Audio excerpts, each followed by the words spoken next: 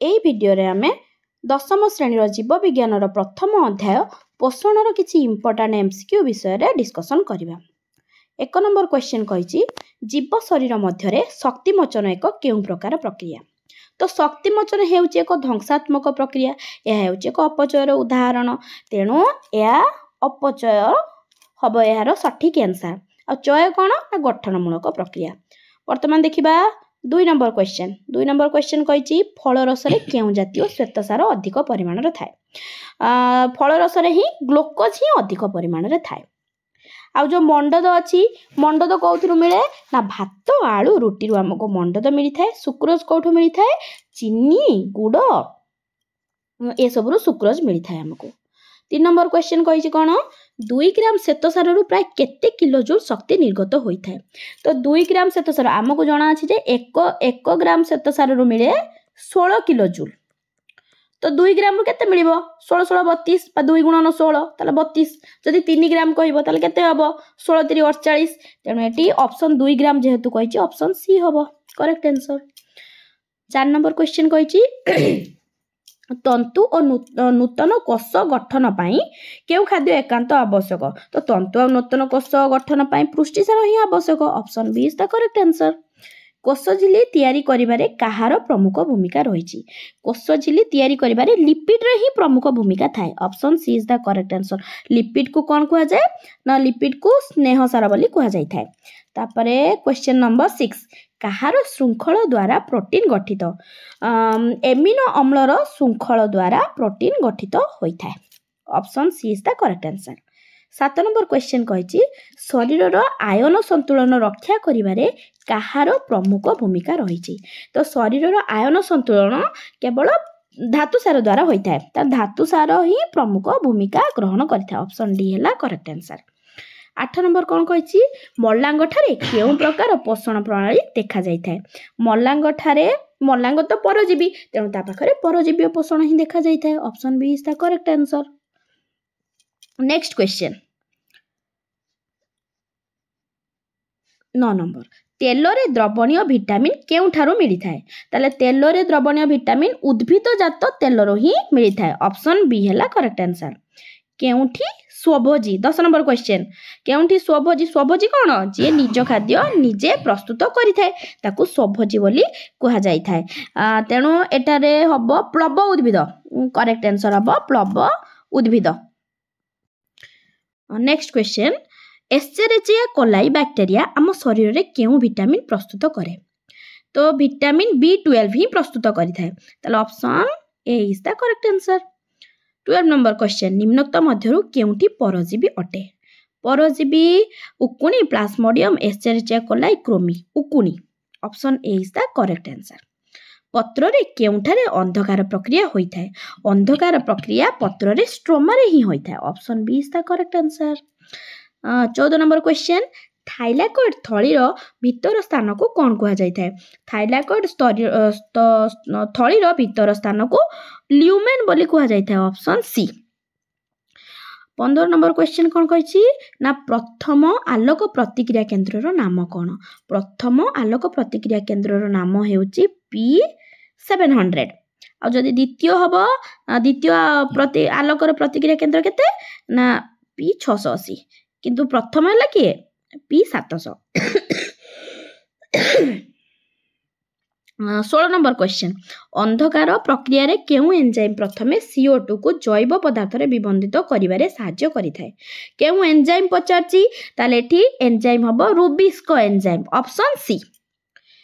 17 number question कोन कहिछि पाकनळी रो चलन को कोन कुहा जाय। पाकनळी रो चलन को पेरिस्टालसिस बोली कुहा जाय थाए। पाकनळी रो चलन को पेरिस्टालसिस बोली कुहा जाय थाए। एटा मने रखिबे। 18 नंबर क्वेश्चन कहिछि प्रति माढी रे मनिषर केतोटी पेषण दांत थाए। हमर पेषण दांत हैला 6टी बा 3 जोड़ा। Option C is the correct answer. 19 श्वास नळी रो द्वार रे थिबा तरुणास्थिर प्लेट को कोन कुहा जाय ना ए जो तरुणास्थिर प्लेट को एपिग्लोटिस बोली कुहा जाय थाए। Option B. 20 नंबर कहिछि लाळ ग्रंथि रे केउ एंजाइम क्षरण होई थाए। लाळ ग्रंथि रे टाइलिन नामक एंजाइम क्षरण होई थाए। ऑप्शन सी।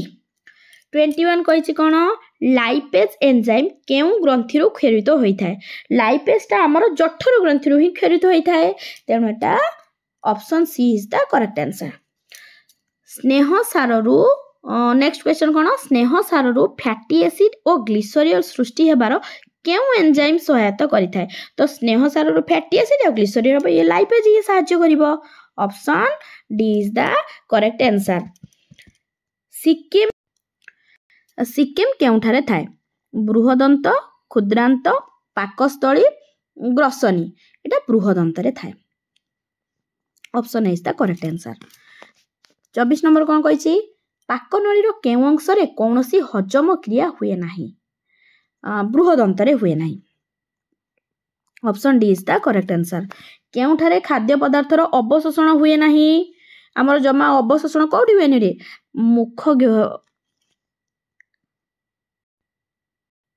अवशोषण हुए नाही मुख गहर ठारे option B is the correct answer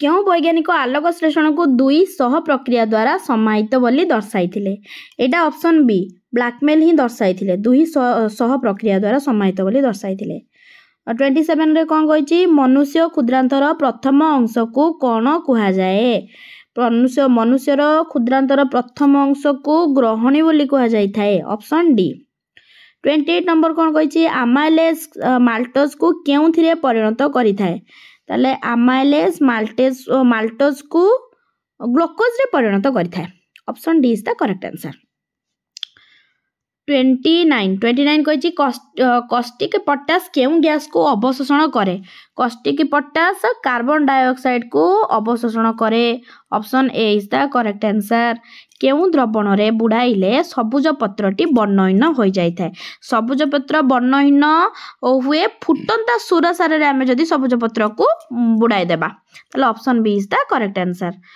पाकनळीर उपर अंश को कौन कह जाए 31 रे कही कौन पाकस्थलीर उपर अंश को कौन कह जाए एटा कह जाए कार्डियक स्टोमाक उपर अंश को कार्डियक स्टोमाक कह जाए आ तळ भाग को कह जाए पाइलोरिक स्टोमाक ताले option D is the correct answer 32 शरीरर जलीय अंश कमिगले कौन हुए ना शरीरर जलीय अंश कमिगले कौन हम ना शरीर अवश हो option C is the correct answer 33 अवशोषण परे खाद्य रक्त द्वारा बाहित होई समस्त कोष निकट में पहुंचे और सेटारे विनियोग होई शक्ति मोचित हेबा प्रक्रिया को कौन कह जाए एटा को आत्मीकरण बोली कह जाए ऑप्शन सी 34 कौन कही ना अंधकार प्रक्रिया को केउ चक्र बोली कह जाए अंधकार प्रक्रिया को केल्विन चक्र बोली कह जाए ऑप्शन ए 35 रे कौन कही जल द्रवणीय विटामिन केउथुरु मिलता है तार जल रे द्रवणीय विटामिन पनीपरिबारु ही मिलता है ऑप्शन सी अन्य प्राणी बा प्राणीज पदार्थ को भक्षण करुथिबा प्राणी को कौन कह जाए जी प्राणी और प्राणीज पदार्थ को खाउथिबो ताको मांसाहारी बोली कह जाए option B is the correct answer 37 electron प्रभाव समय थाइलाकॉइड भीतर को प्रवाहित उद्जान केउथिरु बाहरी थाए ए जो प्रवाहित उद्जानटी क्लोरोफिल रु ही बाहरी थाए option D is the correct answer आलोक श्लेषण शक्ति कहले कहा को बुझिबा दुईटा ही आसीबो गोटे हबो NADPH ओ ATP ताले option C is the correct answer 39 कौन कही मंडद लघु आयोडीन द्रवण संस्पर्श रे आसिले केउ वर्ण होइथाए एटा नील वर्ण होइथाए ऑप्शन बी 40 रे कौन कही ना आम शरीर रे खाद्य को खाद्य नली भितर को और वायु को श्वास नली भितर को चालित करिया पई केउ अंग रहिछि हमर अधि जीवा रहिछि एटा ऑप्शन डी आम शरीर रे केउ अम्ल खाद्य रे थिबा क्षतिकारक बैक्टेरिया को मारी देई थाए ऑप्शन ए लवण अम्ल ही मारी देई थाए 42 रे कही कौन निम्नोक्त मध्यरु केउथिरे एंजाइम न थाए एंजाइम हमर पित्त रस रे न थाए option A is the correct answer पित्त रस रे कोनोसी एंजाइम न थाए 43 क्वेश्चन कही निम्नोक्त मध्यरु केउ एंजाइम स्नेहसार जातीय खाद्य को फैटी एसिड और ग्लिसरीन रे परिणत करि थाए एटा हबो ऑप्शन डी लाइपेज ही ସାହାଯ୍ୟ କରିଥାଏ। 44 କହିଛି ସରଳୀକୃତ ଖାଦ୍ୟର ଶୋଷଣ ଶରୀରରେ କେଉଁଠାରେ ହୋଇଥାଏ? ତ ସବୁ ଯେଉଁ ଖାଦ୍ୟର ଶୋଷଣ ହିଁ କ୍ଷୁଦ୍ରାନ୍ତ ଠାରେ ହୋଇଥାଏ। Option C. 45 କ'ଣ କହିଛି ନା ଖାଦ୍ୟ ନିମ୍ନୋକ୍ତ ମଧ୍ୟରୁ କେଉଁ କ୍ରମରେ ପାକନଳୀରେ ଗତି କରେ? ଆମର ପାକନଳୀର ଗତି କରେ ପାଟି, ତାପରେ ପାକସ୍ଥଳୀ, ତାପରେ କ୍ଷୁଦ୍ରାନ୍ତ, ତାପରେ ବୃହଦନ୍ତ। ଏଇଟା ହେଉଛି ତାର ସଠିକ୍ ଆନ୍ସର। Option B.